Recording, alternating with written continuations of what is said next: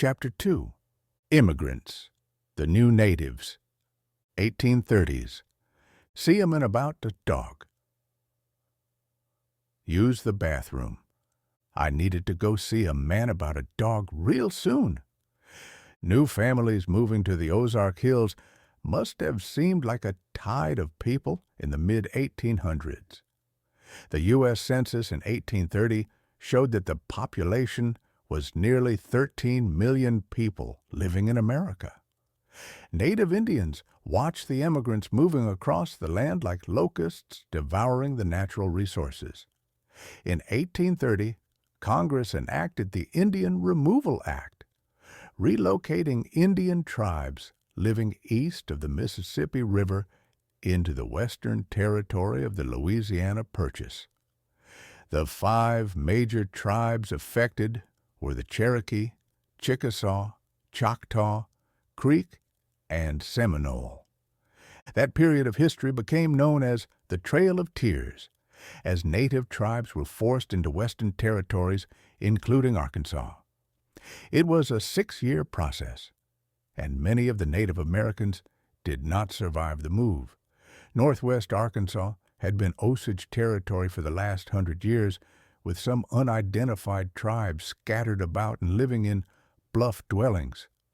Bluff shelters found throughout the region became home for new eastern tribes being forced into the Ozark Hills. They survived by hunting and gathering food while holding up in places near water. Their temporary homes in the Arkansas hills were taken away in time as the Indians were forced into the new Oklahoma territory.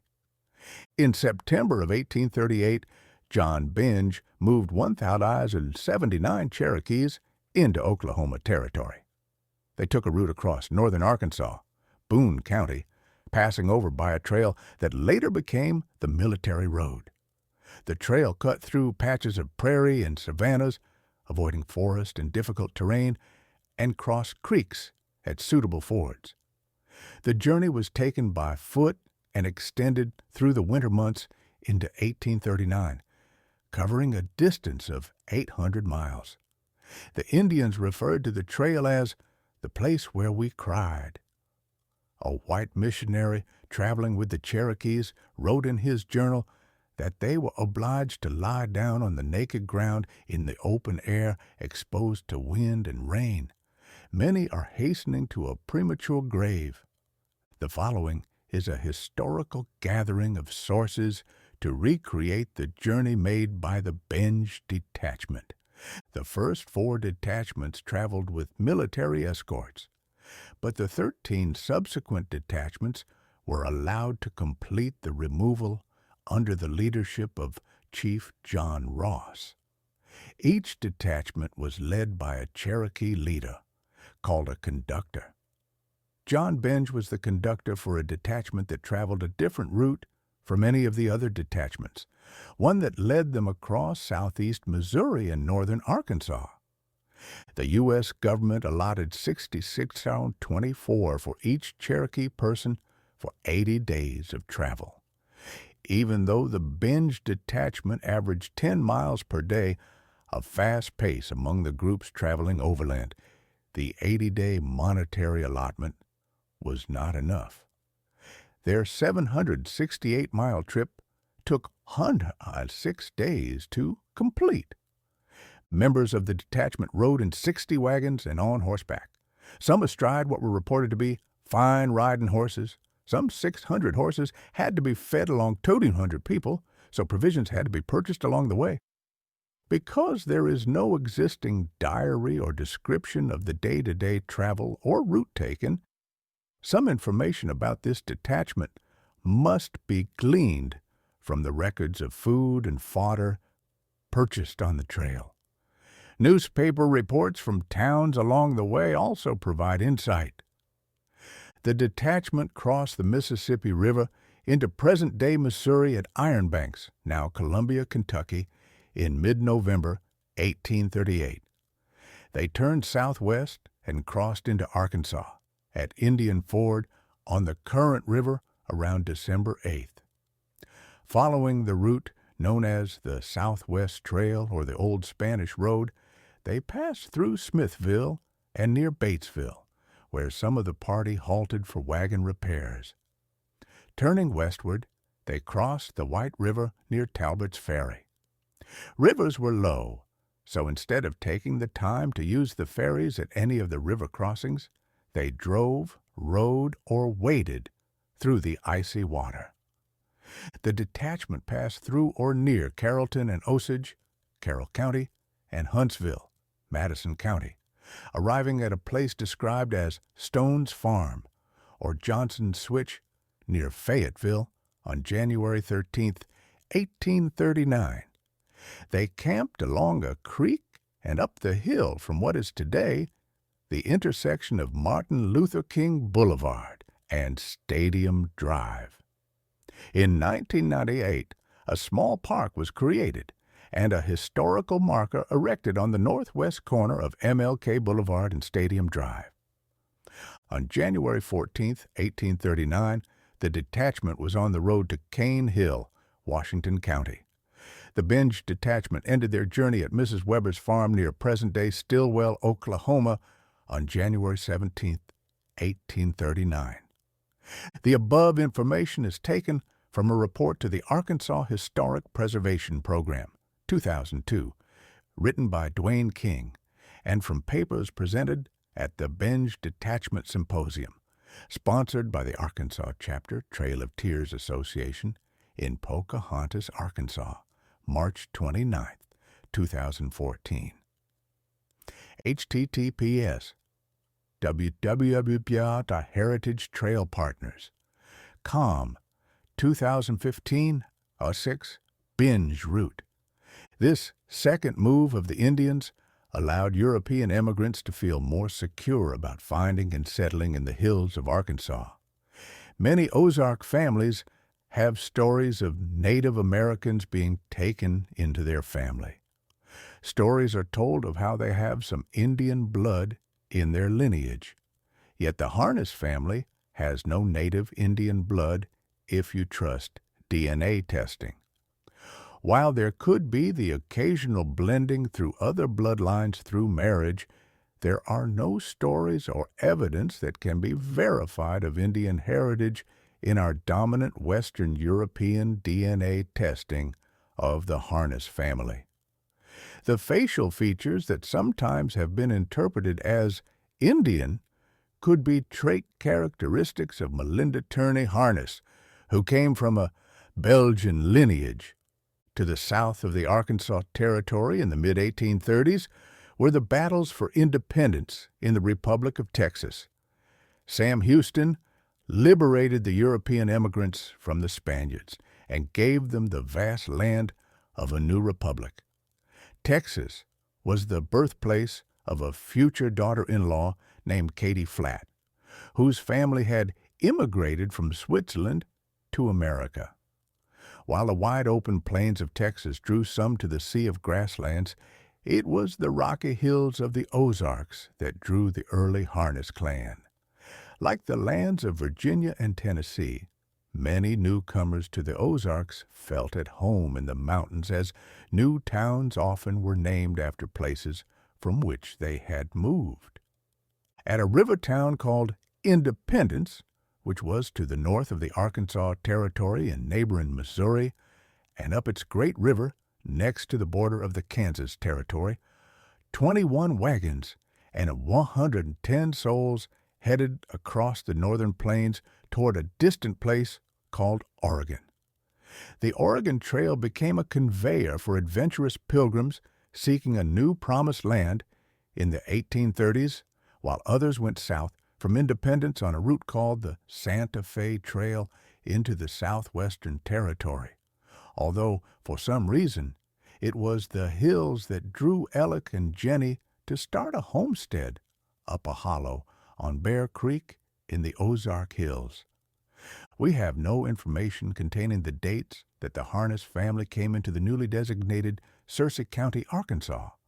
Searcy County was originally formed from portions of Carroll County, Ozark County, and Marion County. Late in 1838, Searcy County was established, and the settlement of Lebanon became its county seat. Lebanon was located up Bear Creek from the Buffalo River, near today's Highway 65 and Highway 74 junction of the Snowball Road. Small bands of Cherokee, Shawnee, and Delaware Indians were still living in Searcy County when the first white settlers came. According to family tradition, one of the first permanent settlers in Searcy County was that of Robert Adams, who was born in Kentucky. He was taken up Bear Creek by a Shawnee named Cornstalk. In 1829, government surveyors identified a Shawnee village near where Adams settled. He died in 1865 at the age of 72 and was buried in the Canaan Cemetery in Searcy County, Arkansas. Jenny Renfro Harness was 4 years old when Searcy County was formed, and Alexander Harness was only 3 years old. Both were born in Tennessee, and Jenny was 3 years old when her family came to Arkansas, Lawrence County. Other Harness emigrants to Searcy County homesteaded in the communities of Leslie, Oxley, and Landis. DNA testing shows them to be kin to the Alexander Harness family. Their arrival to the county started in the mid-1800s, and it's possible that some of Alec Harness's kin might have prompted him to move to Searcy County. It was common for a family to stick together and for kin to help establish family newcomers. But something had drawn Alec to go to the southwestern portion of Searcy County and up Bear Creek. It's possible that Jenny Renfro might have been a factor, as the Renfro family had settled on nearby Calf Creek. I wondered how courtship was conducted in the days of Ellis and Jenny. I found the following about courtship during that time period with my membership to Ancestry.com. An interesting aspect of courtship in colonial days was bundling, in which a courting man and woman would share a bed, fully clothed, and often with a bundling board between them. The idea was to get to know each other in a chaste way while in the safe environment of the home of the girl. And homes were cold, thus the bed and bed covers. This custom of bed courting came to the American colonies with early Scots, Welsh, and other European immigrants. An 18th century Scottish rhyme declared, "Since in a bed a man and maid may bundle and be chaste. It does no good to burn out wood, it is just needless waste." In the American West, in the mid-1800s, pioneers pushing west on the North American continent were finding a serious shortage of available women in their frontier towns. Courtship turned a different page as men advertised for wives in newspapers as portrayed in the book and movie Sarah Plain and Tall. This ad appeared in an Arkansas paper during those times and sought a woman who would bring practical skills to a marriage. Any gal that got a bed, calico dress, coffee pot, and skillet, knows how to cut out breeches and can make a hunting shirt, knows how to take care of children, can have my services till death do us part. ATAPIA, charge, blogs, Ancestry.com, CM, all we need is love how your ancestors courted back in the day. I'm not suggesting that all Scottish couples practice that type of courtship, but it's an insight into how customs of courting and wedding have changed with time. I'd love to know how the Harness-Renfro couple met and what drew them together. Generally, courtship was not allowed until the girl was of marrying age. Jenny was around 20 when she married Ellis, with the legal age of 18 being what most states required for marriage. Before 1860, the typical couple was married at the bride's home in the presence of immediate family members with a few close friends. It was not a practice to marry at a church or with a wedding party. Assuming that Ellis and Jenny were married at the time they came up Bear Creek looking for land, the hollow they called home had small benches of land. A bench is the shape of the topography of the land being described, steep at the top like the back profile of a bench, but then abruptly turning to a flatter profile like the seat of a bench. These small benches of land were covered in hardwood trees of oaks, hickory, and ash. The trees required being chopped down, and if a second person was available, a two-man crosscut saw could be utilized more efficiently. The thin soil, plowed between tree stumps and rocks, had a short-lived fertility. The oxidation from plowing and the demand for crop nutrients required new ground to be deforested and prepared. In time, the landscape of the Ozark Hills changed as more forest land was opened for farming. In a few places along Bear Creek, the soil could grow cotton. Cotton was king in the South, but it required the deep soil found more in the delta of Arkansas. Few slaves were bought and used in Searcy County due to the expense of owning and keeping them. The mainstay for the hills was growing corn. The grain was consumed when ground into a meal called corn meal, and the whole kernels were fed to horses, hogs, and poultry. Corn ears were harvested when they matured and were stored in a corn crib to dry and harden. The outer shucks were taken off, and once the corn was removed, a cob was left. Few things were discarded in those days, and multiple uses were developed for shucks, corn, and cob.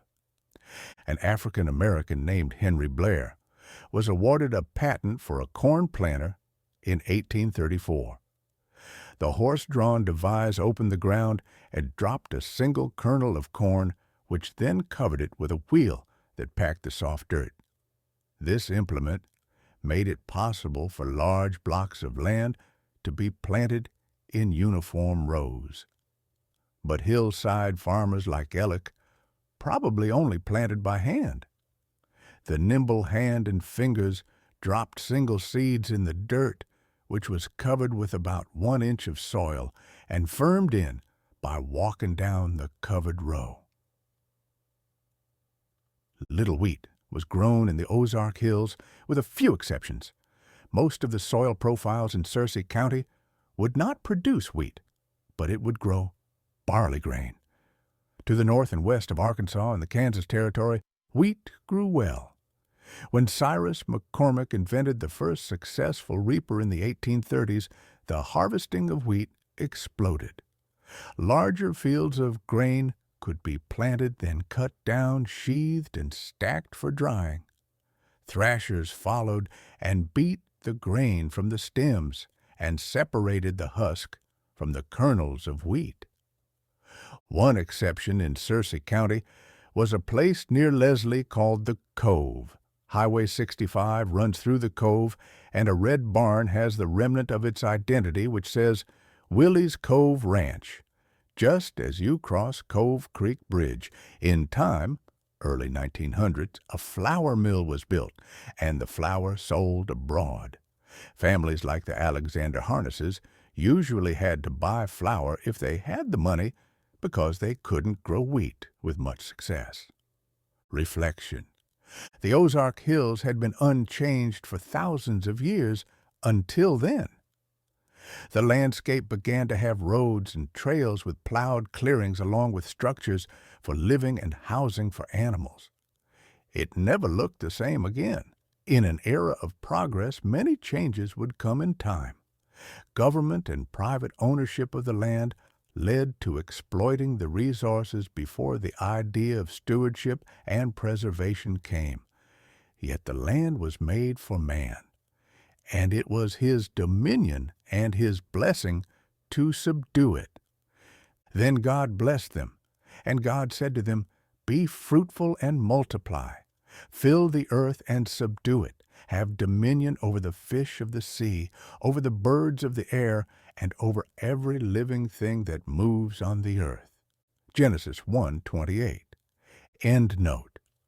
The first courthouse was established in the late 1840s at Old Lebanon, a hamlet on a small tributary of the Buffalo called Bear Creek, 5 miles west of present-day Marshall.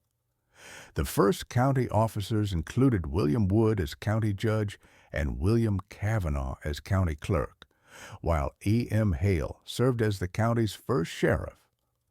Lebanon at that time included one dwelling house, a little store, a saloon, and the courthouse itself. The courthouse was constructed of round logs with cracks large enough that a common dog could be taken by the tail and thrown through them. The judge's bench was made of split boards, while the floor was made of split logs. John Campbell, a farmer originally from Tennessee, represented the young county for many years in the Arkansas General Assembly in Little Rock. Jacob Wolfhouse. The Binge Road of the Cherokee Trail of Tears came through Liberty Territorial, Arkansas in December of 1838 and January of 1839. Approximately 1,100 men, women, and children on a forced removal to Indian Territory took this northern route. The historic site became certified by the National Park Service as a formal Trail of Tears interpretive site in 2022.